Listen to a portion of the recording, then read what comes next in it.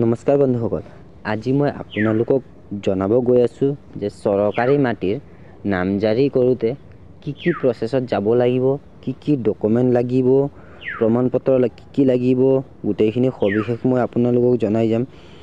আৰু এপ্লিকেশ্যন কেনেকৈ কৰিব লাগিব, ক'ত ছাবমিট কৰিব লাগিব আৰু এপ্লিকেশ্যন ফৰ্মটো ক'ত পোৱা যায়, গতিকে মই আপোনালোক গোটেই দেখুৱাই আছোঁ এই ভিডিঅ' আকাৰত।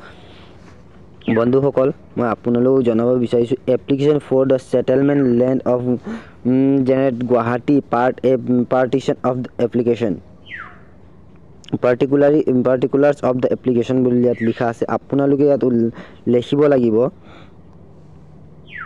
আপোনালোকৰ নাম, যিজনে এপ্লিকেশ্যন কৰিছিল সেই এপ্লিকেশ্যনৰ নাম, ফাদাৰ্ছ নেম লিখিব লাগিব, মাদাৰ্ছ নেম লিখিব লাগিব। যদি আপুনি বিবাহিত তেতিয়াহ'লে আপোনাৰ ৱাইফ নেম লিখিলে হ'ব, মেণ্ডেটৰী নহয়। আৰু আপোনাৰ ঘৰৰ পৰিয়াল কিমানজন সেইবোৰ লিখিব লাগিব। আৰু আপোনাৰ ফুল পাৰ্মানেণ্ট এড্ৰেছ সেইটো লিখিব লাগিব। আৰু ক'বলৈ গ'লে আপুনি এই ফৰ্মটো গোটেইখিনি ফিল আপ কৰিবই লাগিব। এই ফৰ্মটো গোটেইখিনি ফিল আপ কৰাৰ পাছত ইয়াত ডিক্লেৰেশ্যন দিয়া আছে, এই ডিক্লেৰেশ্যন পঢ়ি ল'ব। তাৰপিছত আপোনালোকে ইয়াত ছিগনেচাৰ কৰিব লাগিব। যিজনে এপ্লাই কৰিছে তেওঁ ছিগনেচাৰ কৰিব লাগিব। আৰু যেতিয়া এপ্লাই কৰে সেই ডেটটো ইয়াত বহাই দিব লাগিব, এনেকৈ বহাই দিব লাগিব সেই ডেটটো। এই ডেটটো বহাই দিয়াৰ পাছত আপোনাৰ ছেটেলমেণ্ট চৰকাৰী মাটিৰ নামজাৰিৰ বাবে আবেদনটো হৈছে এইটো। আপুনি যেতিয়া এই ফৰ্মটো আপুনি পাব চাৰ্কল অফিচত, হয়তো মহৰি তাতো পাব পাৰে, চাৰ্কল অফিচত মহৰিও থাকে, সিহঁতৰ লগত পাব। আপুনি গৈ ক'ব যে মোৰ চৰকাৰী মাটি আছে, মই নামজাৰিৰ বাবে আবেদন কৰিব লাগিব। আপোনালোকে ক'ব, তেতিয়া এই ফৰ্মটো ওলাই দিব। লগতে আপোনালোকে এই ফৰ্মত ৰেভিনিউ টিকট লগাব লাগিব। কিন্তু নেক্সট ফৰ্মত, এই ফৰ্মত কেৱল আপোনালোকে ইয়াত ছিগনেচাৰ কৰি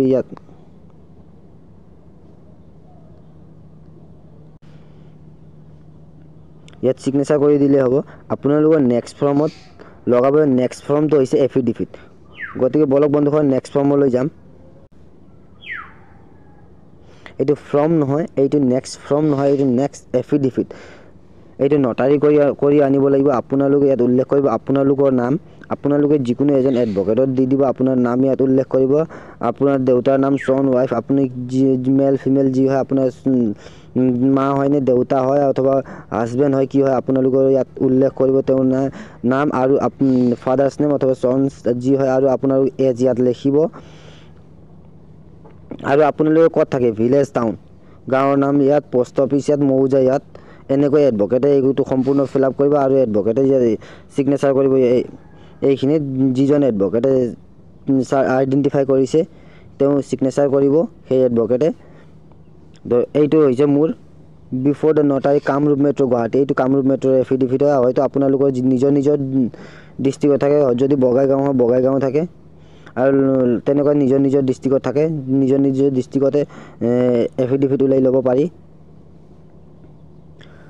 বলক বন্ধু হয় নেক্সট এফিডেভিটলৈ যাওঁ। নেক্সট এফিডেভিট কি লাগে, কেনেকুৱা ধৰণৰ কি লাগে, সেই আমি নেক্সট এফিডেভিটলৈ যাম।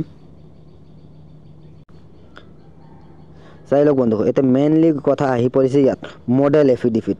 সৰ্বপ্ৰথম আপোনালোকে যেতিয়া চৰকাৰী মাটি নিজৰ নামত নামজাৰি কৰিবলৈ যায়, তেতিয়াহ'লে ইয়াত মডেল এফিডেভিট অত্যন্ত প্ৰয়োজনীয়। আপোনাৰ ইয়াত মডেল এফিডেভিট এডভকেটে বনাই দিব। যিকোনো এজন এডভকেটক লগ ধৰিব, এডভকেটে আপোনাক মডেল এফিডেভিট বনাই দিব। আৰু আপোনাৰ ইয়াত গোটেইখিনি উল্লেখ কৰা থাকে, আপোনাৰ কিমান বছৰলৈ আপুনি ইয়াত বসবাস কৰি আছে। ইয়াত চাই লওক, মোৰ আছে চিন্স 50 ইয়াৰ্ছ বুলি আছে। আৰু কাচ্চা হাউচ, কনষ্ট্ৰাকশ্যন বাই কাচ্চা হাউচ বুলি লিখা আছে। যদি আপোনাৰ পাকা ঘৰ, পাক্কা হাউচ বুলি লিখে, যদি কাচ্চা হাউচ তে কাচ্চা হাউচ বুলি লিখি দিয়ে। নেক্সট মডেল এফিডেভিটৰ নেক্সট পেজলৈ যাম। চ' ফ্ৰেণ্ড আহি গ'লোঁ নেক্সট পেজলৈ, মডেল এফিডেভিটৰ নেক্সট পেজলৈ আহি গ'লোঁ। ইয়াত আছিল মোৰ ছিগনেচাৰ, কাৰণ এই মোৰ নামতে এপ্লাই কৰিছিলোঁ। ইয়াত আছে মোৰ ছিগনেচাৰ। আৰু ইয়াত যিজন এডভকেটক মই দিছিলোঁ সেই এডভকেটৰ ছিগনেচাৰ ইয়াত আছে। এইটো সেই এডভকেটে আইডেণ্টিফাই কৰিছিলে, এই নটাৰী কৰি আনি দিছিলে। এই বহুত দিন হ'ল নটাৰী কৰি আনি, মোৰ বহুত দিন হ'ল এপ্লাই কৰা। গতিকে বলক বন্ধু, ইয়াৰ পৰা আকৌ কি ডকুমেণ্ট লাগিব মই আপোনাক ফৰ্মৰ বিষয়ে ক'লোঁ। আৰু এফিডেভিটৰ ফৰ্মৰ লগত যিটো এফিডেভিট আহে সেইটোৰ বিষয়ে ক'লোঁ আৰু মডেল এফিডেভিটৰ বিষয়ে ক'লোঁ। এতিয়া আমি যাম ইয়াৰ বাবে কি ডকুমেণ্ট প্ৰয়োজন হয়। বন্ধুসকল, ইয়াৰ পৰা সৰ্বপ্ৰথম ডকুমেণ্ট প্ৰয়োজন হয় আপোনাৰ খাজানা ৰচিদ। আপুনি যিটো মাটিত বসবাস কৰি আছে সেইটো মাটিৰ খাজানা ৰচিদ আপোনালোকক লাগিব। খাজানা ৰচিদ লাগিব আপোনালোকক প্ৰথমে, আৰু খাজানা ৰচিদ দিয়াৰ পাছত আপোনালোকে দিব লাগিব নিজৰ কাষ্ট চাৰ্টিফিকেট। এতিয়া খাজানা ৰচিদ এইটো হৈছে, আৰু নেক্সট কি লাগিব চাই যাওঁ। খাজানা ৰচিদ দিয়াৰ পাছত এতিয়া লাগিব গাঁওবুঢ়া প্ৰমাণপত্ৰ। চাই লওক গাঁওবুঢ়া প্ৰমাণপত্ৰ। ইয়াৰ দ্বাৰা এই প্ৰতিবেদন প্ৰদান কৰা হ'ল যে সোণাপুৰ ৰাজচক্ৰৰ অন্তৰ্গত এনেকুৱা লিখে, আৰু উপৰোক্ত উল্লেখ থকা ব্যক্তিজন অমুক, যে তেখেতৰ উল্লেখিত লাটৰ ঠিকনা তেখেতে বসবাস কৰি থকাটো সত্য, আৰু ইয়াত উল্লেখ কৰা বিগত 50 বছৰ ধৰি উক্ত জমিন দখল ভোগ কৰি বসবাস কৰি থকাটো দেখা যায়। এনেকুৱা লিখা যায় যে মুঠতে 50 বছৰৰ পৰা প্লাছ হ'লে ভাল। আপোনালোকে বলক বন্ধু, এতিয়া নেক্সট ডকুমেণ্ট কি লাগে চাই লওঁ। নেক্সট ডকুমেণ্ট লাগে আপোনালোকৰ caste certificate. ST SC OBC Gorkha নিজৰ যি ডকুমেণ্ট আছে প্ৰত্যেকজনৰ ডকুমেণ্ট দি দিব। আৰু যদি আপোনালোকৰ হাতত আছে গ্ৰেজিং পাৰ্মিট, এনেকুৱা ধৰণৰ যদি গ্ৰেজিং পাৰ্মিট আছে সেই গ্ৰেজিং পাৰ্মিটটো গাঁঠি দিব। আৰু নেক্সট ডকুমেণ্ট কি লাগে জানেই, আজিকালি ভোটাৰ ID, পেন কাৰ্ড, আধাৰ কাৰ্ড, ড্ৰাইভিং লাইচেঞ্চ যিকোনো ডকুমেণ্ট হ'লে হ'ল। আৰু লগতে লাগিব আপোনাৰ NRC কপি দিব লাগিব। আৰু এইখিনি হোৱাৰ পাছত আপোনালোকৰ এটা ট্ৰেছ মেপ মণ্ডলে তৈয়াৰ কৰি ওলাব। এইখিনি ছাবমিট কৰিব আপোনালোকে। তাৰপিছত ছাবমিট কৰা কিছুদিন পাছত আপোনালোকে খবৰ লৈ থাকিব চাৰ্কল অফিচত। যেতিয়া আপোনালোকে খবৰ লৈ থাকে চাৰ্কল অফিচত, তেতিয়া আপোনালোকৰ মণ্ডলক যোগাযোগ কৰিব, মণ্ডলক সুধিব। তাৰপিছত মণ্ডলে কৈ দিব যে আপোনালোকৰ এনেকৈ ট্ৰেচিং মেপ বনাইছোঁ, আৰু আপোনাক এটা ফাইল নাম্বাৰ দিয়ে।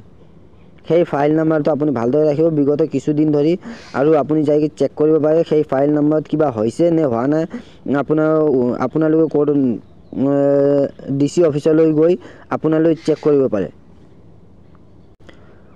আৰু লগতে যেতিয়া আপোনালোকে ইয়াত এপ্লাই কৰাৰ পাছত মণ্ডলে এটা ট্ৰেছ মেপ বনায়। যদি আপোনাৰ বহুত প্লট আছে, তাত কেৱল আপুনি অকলে এপ্লাই কৰিছে, তেতিয়াহ'লে মণ্ডলে আহি সেই মাটিখিনি জুখি ল'ব আৰুহে আপোনাৰ নামত এপ্লাই কৰি দিব। যদিহে আপোনাৰ ট্ৰেছ মেপ আছেই বনাই থোৱা, বহুতখিনি প্লট নহয় অলপখিনি প্লট হয়, সেই অনুপাতে তাত ট্ৰেছ মেপ বনাই থোৱা আছেই, তেতিয়াহ'লে আপোনাক সেই ট্ৰেছ মেপৰ অনুপাতে মণ্ডলে এপ্লাই কৰি দিব।